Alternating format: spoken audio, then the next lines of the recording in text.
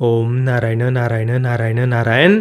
सब मित्रों को राम राम। सबका स्वागत है दोस्तों। कैसे हैं आप सब दोस्तों? आज 27 सितंबर है और आज दो बड़ी फिल्में थिएटर में रिलीज हुई है। एक तो है देवरा पार्ट 1 और दूसरी है धर्मवीर 2। उसमें से देवरा पार्ट 1 का रिव्यू मैंने थोड़ी देर पहले ही अपलोड किया है। अगर वो आपने नहीं देखा तो उसे अवश्य अवश्य देखना। और अभी हम बात करने वाले हैं धर्मवीर मुक्काम पोस्ट थाने 2 इस मराठी फिल्म के बारे में। इसे हिंदी में भी डब किया गया है। हिंदी ट्रेलर आप यूट्यूब पर देख सकते हैं। हालांकि मैंने अभी बुक माई शो पर चेक किया तो हिंदी वर्जन मुझे तो कहीं पर नहीं दिखाई दिया। मतलब मैंने कोई सभी के सभी शहर नहीं चेक किए, पर मुंबई में तो था ही नहीं। दिल्ली में भी मैंने देखा तो वहाँ पर भी केवल मराठी वर्जन के ही कुछ लिमिटेड शोज मुझे दिखाई दिए। पता नहीं क्या कारण है। शायद वे बाद में OTT पर हिंदी वर्जन को रिलीज करने वाले होंगे।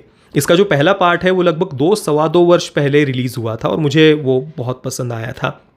अब सेकंड पार्ट के रिव्यू की हम शुरुआत करें उससे पहले जितने भी मित्र वीडियो देख रहे हैं वीडियो को लाइक और शेयर अवश्य करना, और चैनल को जो नए मित्र वीडियो देख रहे हैं चैनल को सब्सक्राइब करके बेल आइकन को दबाना बिल्कुल भी मत भूलना। और जो मित्र चाहते हैं वे पेटीएम, पेपैल, UPI या फिर ज्वाइन बटन पर क्लिक करके चैनल को सपोर्ट कर सकते हैं। मैंने इसके पहले पार्ट के रिव्यू में भी धर्मवीर आनंद दिघे के बारे में आपको एक बात बताई थी कि कुछ व्यक्तिमत्व इतने बड़े होते हैं ना, वो अपने जीवन में कुछ ऐसा कर जाते हैं, इतने महान सेवा कार्य कर जाते हैं, इतने देवी कार्य कर जाते हैं कि उनके उन सेवा कार्य को हम शब्दों में नहीं आंक सकते, शब्दों में नहीं बांध सकते। उसका हम शब्दों में उसका वर्णन नहीं किया जा सकता। इतना ऊंचा स्थान लोगों के हृदय में उनका होता है। और धर्मवीर आनंद दिघे जी ऐसा ही एक अद्भुत व्यक्तिमत्व है। मैं ठाणे शहर में, मैं पिछली बार बताया था पर दोबारा से बता रहा हूँ क्योंकि कई बहुत सारे नए मित्र भी ये वीडियो देख रहे होंगे, इस कारण से ये बात मैं थोड़ी सी रिपीट कर रहा हूँ। मैं ठाणे शहर में कई बार गया हुआ हूँ और अब आप भी कभी आप वहाँ जाएंगे ना, आप देखना जगह जगह पर आपको धर्मवीर आनंद दिघे जी के स्मारक बने हुए दिखाई देंगे। लोगों के दुकानों में उनके फोटो, गाड़ी पर फोटो, जगह जगह पर आपको धर्मवीर आनंद दिघे जी की प्रतिमा, फोटोज वगैरह दिखाई देंगे। इस प्रकार का आदर सम्मान धर्मवीर आनंद दिघे जी के बारे में लोगों के मन में है। तो सोचिए किस प्रकार का सेवा कार्य उनका होगा। और राजनीति में ऐसे व्यक्तिमत्व हमें बहुत कम दिखाई देते हैं, बहुत बहुत कम। तो पहला जो पार्ट था इस फिल्म का, उसमें धर्मवीर आनंद दिघे जी शिवसेना के साथ में जब जुड़े थे, वहाँ से लेकर के उनकी मृत्यु तक की जो जीवन यात्रा है, उनके जो सेवा कार्य है, विशेषतः सेवा कार्यों पर पहले पार्ट में फोकस था। और उनकी मृत्यु को लेकर के प्रश्न चिन्ह बिल्कुल एंडिंग में उन्होंने उठाया था। हालांकि उसका उत्तर उन्होंने वहाँ पर नहीं दिया था। सेकंड पार्ट में देखने की यही उत्सुकता थी कि अब वो आगे और क्या दिखाएंगे, धर्मवीर आनंद दिघे जी के जीवन के और कौन से नए पहलू हमें जानने को मिलेंगे। क्योंकि पहले पार्ट में बहुत सारे वैसे उन्होंने उनके सेवा कार्यों के बारे में ऑलरेडी बताया हुआ था। तो और क्या क्या हमें जानने को मिलेगा, ये मेरे जानने की उत्सुकता थी।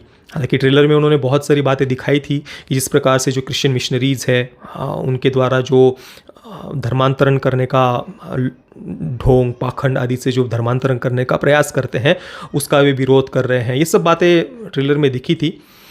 तो वो भी मेरी एक देखने की उत्सुकता थी कि उसके बारे में क्या बताया गया है। और विश्वास करिए दोस्तों, वो जो सीन था ना फर्स्ट हाफ में, शुरुआत में ही वो सीन है, मतलब एकदम से मेरा हृदय इतना प्रसन्न हुआ ना कि मैं बता नहीं सकता।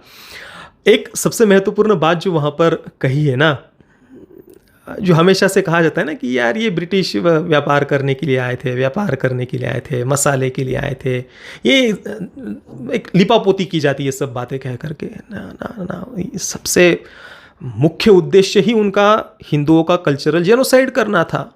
पिछले 2000 वर्षों में मिशनरियों ने विश्व भर में यही किया है।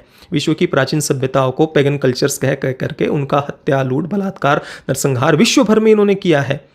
और उसी उद्देश्य से ऑब्वियसली वो भारत में भी आए थे, चाहे डच हो, पुर्तगीज हो, ब्रिटिश हो, अन्य भी जो मुगल, अफगान आदि विदेशी आक्रांता जितने भी हैं, उनका यही उद्देश्य था। और ये बात वहाँ पर स्पष्ट रूप से कही कि भाई ये मसालों वगैरह के लिए नहीं आए थे, ये यहाँ की संस्कृति को नष्ट करने के लिए, कन्वर्ट करने के लिए आए थे। ये बात स्पष्ट रूप से कही ना भाई, मेरा एकदम से हृदय प्रसन्न हो गया वहाँ पर। बहुत बढ़िया। उससे भी पहले पालघर में जो साधुओं की लिंचिंग हुई थी ना, उस सीन को भी उन्होंने जैसा का तैसा दिखाया है।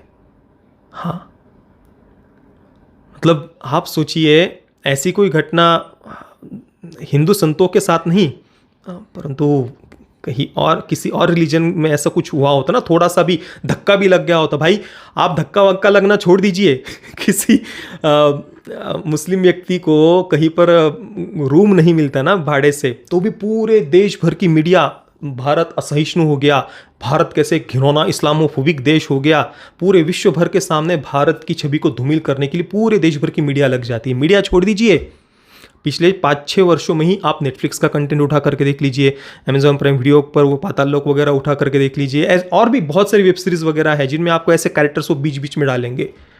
पुलिस ऑफिसर है, मुस्लिम होने के कारण उसको रूम नहीं मिल रहा, भाई वो क्या मंगलयान पर क्या वो अक्षय कुमार की फिल्म आई थी, क्या नाम यार उसका, मिशन मंगल, उसमें भी आप देख लीजिए एक महिला साइंटिस्ट मुस्लिम होने के कारण उसको रूम नहीं मिल रहा, ये था ना कैरेक्टर, जितना मुझे याद है उसमें भी था मिशन मंगल में ये। तो ये इस प्रकार से देखिए बॉलीवुड वाले किस प्रकार का नैरेटिव बनाते हैं, रूम नहीं मिलने को इतना बड़ा हवा खड़ा कर देंगे कि भारत कितना घिनौना और एकदम असहिष्णु सांप्रदायिक देश हो गया है, इस प्रकार से ये अपना नैरेटिव चलाएंगे। और दूसरी तरफ पालघर में साधुओं की लिंचिंग हो जाती है, और ये कोई अकेली घटना नहीं है, स्वामी लक्ष्मणानंद जी की भी जो हत्या है वो भी ये जो मिशनरीज है ना उनके द्वारा ही की गई थी। उसका जजमेंट आज भी आप देख लीजिए, 7 क्रिश्चियंस और एक माओवादी नक्सली नेता को उसमें अरेस्ट किया गया, अरेस्ट नहीं, उन पर आरोप सिद्ध हुए हैं। स्वामी लक्ष्मणानंद जी, उनका तो कहीं पर मैंने आज तक किसी फिल्म में उल्लेख भी हुआ हो, इतने महान संत वो मैंने तो नहीं देखा। यहाँ पर पालघर में साधुओं की लिंचिंग हुई, वो भी पूरा नक्सल प्रभावित, मिशनरी प्रभावित क्षेत्र है।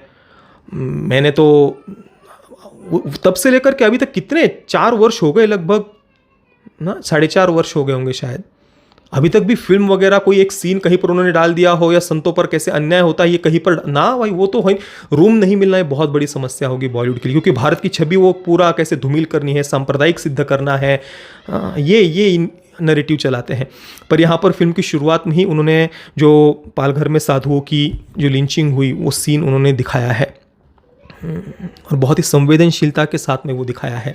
उसके साथ में ही सावरकर जी का जो अपमान करते हैं ना, हाँ भाई, मतलब उस सीन के समय इंटरवल से पहले वो सीन है, और थिएटर में जो सीटियाँ और तालियां बजी है, जो सीटियाँ और तालियां बजी है ना, वो डायलॉग तो आपने ट्रेलर में भी सुना होगा कि सावरकर उन्हें क्या समझ में आएंगे जो एक परिवार के गुलाम बने बैठे हुए हैं। हाँ, उन्हें सावरकर जी कभी समझ में नहीं आएंगे।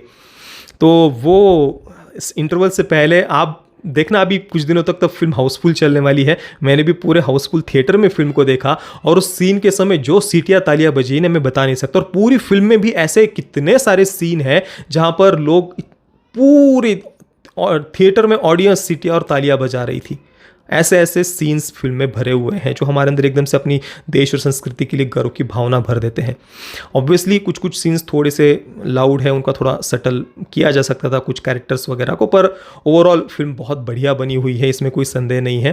तो ये सब बातें तो फर्स्ट हाफ में की मैंने बताई। सेकंड हाफ में जाने के बाद में पिछले 2.5-3 वर्षों में महाराष्ट्र में जो कुछ भी राजनीतिक उथापुथल हुई, जो कुछ भी हुआ, हम देखा, आपको न्यूज़ के माध्यम से पता ही होगा, एकनाथ शिंदे जी का मुख्यमंत्री बनना, और जो कुछ भी पिछले 2.5-3 वर्षों में हुआ है वो सब कुछ सेकंड हाफ में उन्होंने दिखाया है।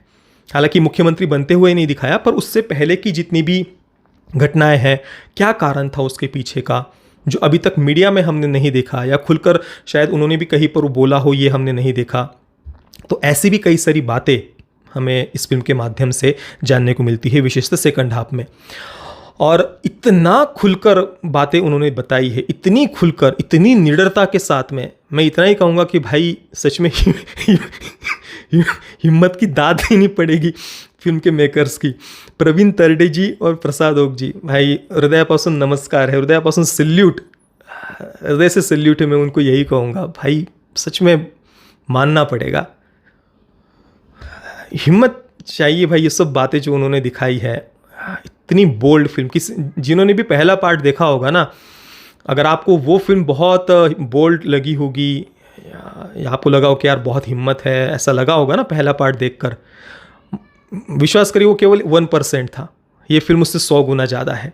हाँ, और बहुत खुलकर बातें कही यार, मतलब कुछ मुझे नहीं लगता कि कुछ भी बोलना रह गया होगा यहाँ पर, कुछ भी नहीं बोलना छोड़ा उन्होंने। डायरेक्टली नाम लेकर के सब पॉलिटिशियंस के नाम लेकर के, पवार साहब हो, मुमरा का डैश डैश वगैरह, वो सब सब सब उन्होंने नाम ले ले करके फिल्म में खुलकर सब बातें बोली है।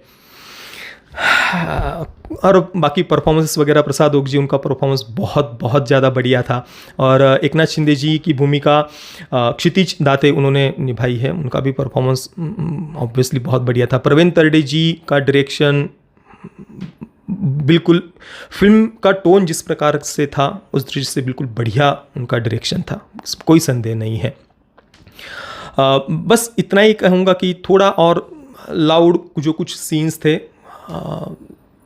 पर शायद एक मास ऑडियंस की दृष्टि से उन्होंने फिल्म को जानबूझकर ही शायद लाउड रखा होगा, ऐसा मुझे लगता है। ठीक है, मुझे कुल मिलाकर फिल्म पसंद आई। तो एक बार सभी मित्र कमेंट सेक्शन में जय श्री राम लिख दीजिए। मैं धर्मवीर 2 को दूंगा 9/10 स्टार्स। पैरेंटल गाइडेंस की कोई भी आवश्यकता नहीं है, आप अपने पूरे परिवार के साथ में फिल्म को थिएटर में देख सकते हैं, और अवश्य अवश्य देखिएगा। और विश्वास करिए, एक बार आप देखेंगे ना, 2 बार आप अवश्य देखेंगे और पूरे परिवार को साथ में लेकर के जाएंगे। हाँ, बिल्कुल ऐसी है ये फिल्म।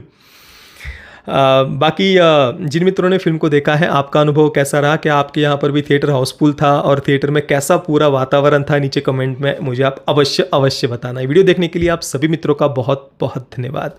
जय श्री राम, वंदे मातरम।